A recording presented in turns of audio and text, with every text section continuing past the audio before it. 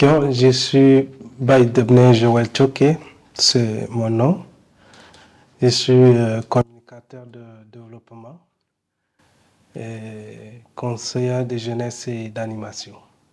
Quand je dis ça, parce que j'ai une licence professionnelle en conseiller de jeunesse d'animation à l'INGS d'Njamena, Institut national de jeunesse et des sports d'Njamena.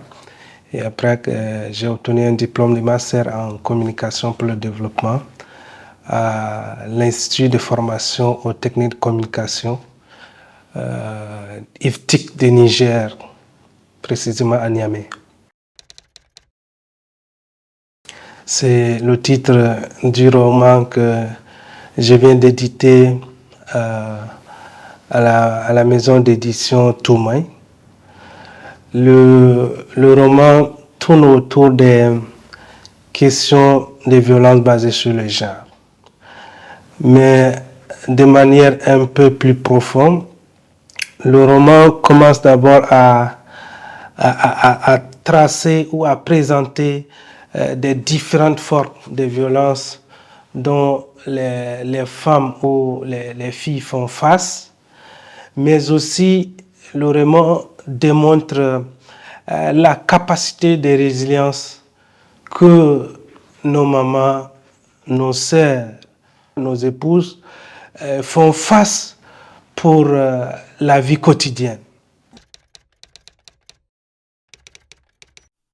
Le roman démontre cette force-là que les femmes en ont en elles, mais aussi établit une liste non exhaustive des souffrances qu'elles endurent chaque jour en elles, mais qui ne sont pas parfois exprimées de manière visible. C'est pourquoi le titre « Les larmes invisibles de Mamouné ». Mais d'une part, le roman fait aussi la promotion d'une vie harmonieuse au sein des familles en montrant l'exemple des pères modèles, des papas modèles, des pères de famille qui portent une attention particulière à chaque membre de sa famille.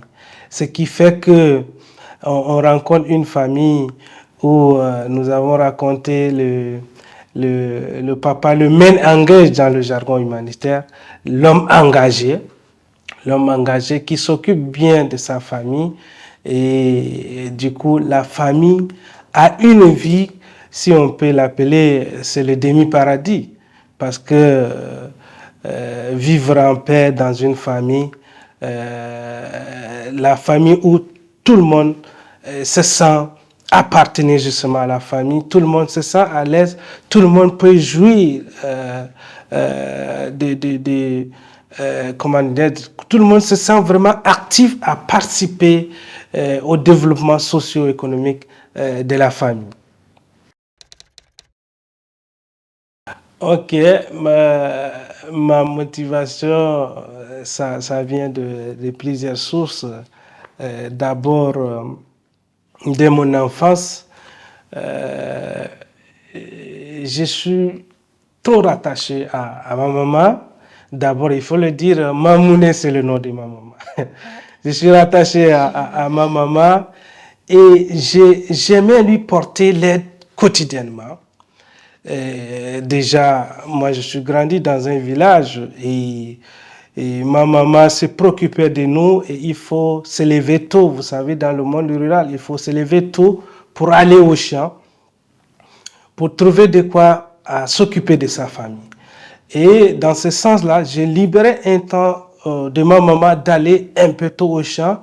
Je m'occupais des petits travaux de ménage pour donner coup de main à ma maman avec mes petites sœurs. Je n'hésitais pas à remplir la jarre, par exemple, à faire tourner la boule, sinon chauffer la boule morte pour mes petites sœurs et mes petits frères. Donc, c'est cette inspiration-là, j'ai dit, mais pourquoi ma maman est en train de se grouiller autant pour nous, mais pourquoi on n'est pas aussi consacré un temps aussi pour l'aider. Ça, c'est d'abord la première motivation. Mais deuxièmement, ma motivation vient aussi du simple fait que le constat est là, dans la vie quotidienne, nous rencontrons les femmes autour de nous, elles souffrent sérieusement. Des femmes qui souffrent, mais elles n'arrivent pas à s'exprimer, à exprimer le mal qu'elles ressentent, et je dis quotidiennement. Et les femmes de toutes catégories, il faut commencer au niveau du ménage. La femme, quel que soit le rang qu'elle occupe, elle peut être directrice, elle peut être ministre, mais d'une manière ou d'une autre, elle souffre quotidiennement dans sa chair.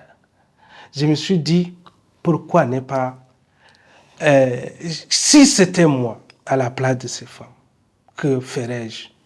Et pourquoi ne pas porter la voix de celles-là qui coulent des larmes à l'intérieur d'elles?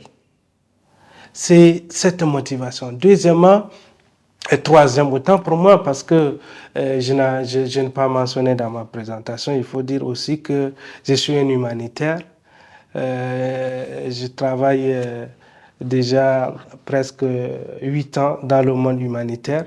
Donc, je travaille dans des organisations internationales qui œuvrent justement pour l'égalité des genres, les droits des femmes, l'autonomisation des femmes.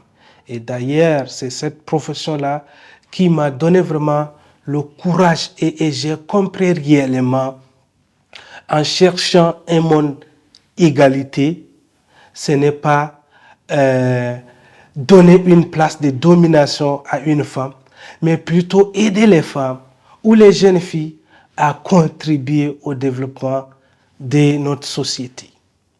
Ce sont là, en gros, ces sources d'inspiration qui m'ont amené à dire non, désormais, il faut déjà prendre la plume pour faire accoucher toutes ces réflexions, toutes ces idées-là qui pourraient aussi aider des jeunes filles, aider des femmes à trouver encore espoir ou à s'armer encore de courage pour contribuer ou pour faire la place qu'elle lui revient. Voilà un peu mes sources de motivation.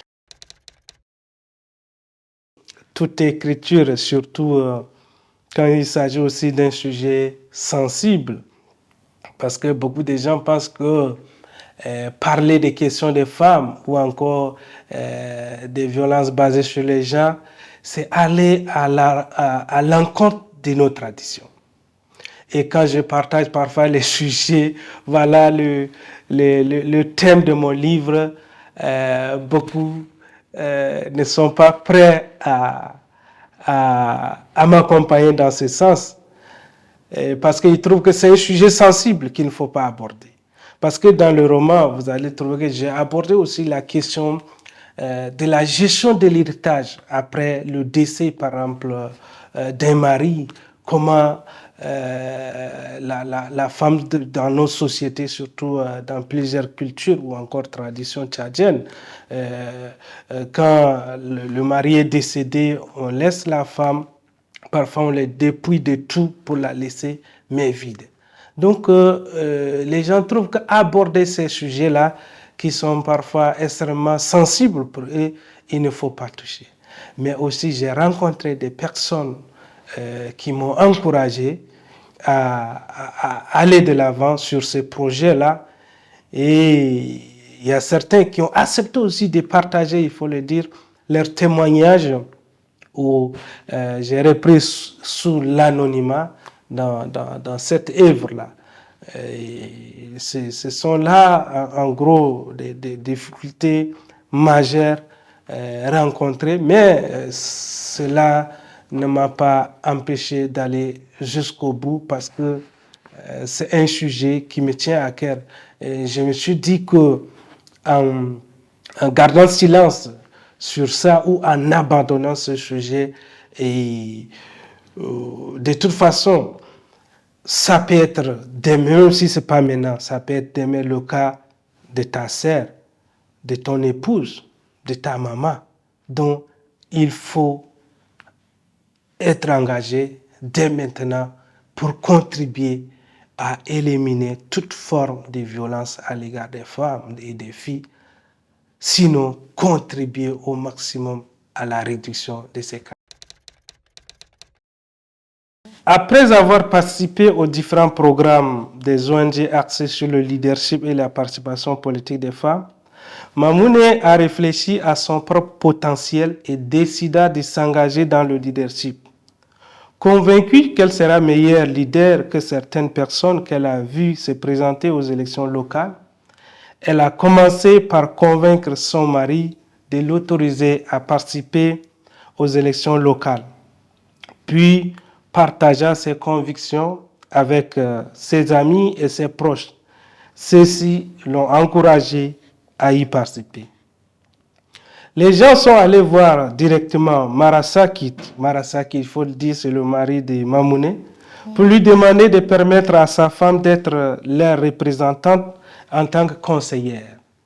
Il accepta finalement que Mamoune se présente aux élections locales avec le soutien de son mari.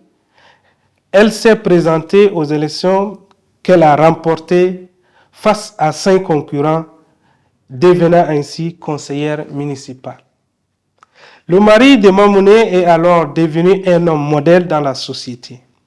Les normes sexo-spécifiques existent dans toutes les communautés à des degrés différents. Dans la communauté de Mamoune, d'autres hommes modèles ont encadré et coaché son mari Marasakit et les dialogues sur le genre au niveau des ménages lui ont ouvert l'esprit. Après plusieurs séances de sensibilisation et formation, Marasakit a commencé à comprendre que les femmes ont un droit à la vie, à la liberté d'expression et sont des partenaires clés au développement. Le mari de Mamoune avouait qu'il avait l'habitude d'être un homme strict. Il n'avait jamais permis à sa femme de faire quelque chose de son propre gré qui puisse générer de l'argent. Pour lui, il pensait que si Mamoune obtenait plus d'argent, elle deviendrait indisciplinée et il perdait le contrôle sur elle. Il ne voulait pas que sa femme soit meilleure que lui. Peu à peu, l'attitude et le comportement du mari de Mamoune à l'égard de sa femme ont changé et il est devenu plus coopératif en participant aux tâches domestiques essentielles comme la cuisine et l'entretien des enfants. Leur foyer est devenu un mini-paradis, car Mamoune, son mari et leurs enfants jouissaient d'une vie harmonieuse et conviviale. Bien, peut-être il faut se dire, le livre n'est pas encore dédicacé. Nous sommes en pleine préparation de la présentation et la dédicace du livre. Donc, je vous invite vivement le 20 janvier 2024. Ça va être l'occasion de souhaiter à tous mes amis et à tous ceux qui me soutiennent le 20 janvier au CFOT. On va organiser la cérémonie de présentation et de dédicace du livre Les larmes invisibles de Mamoune.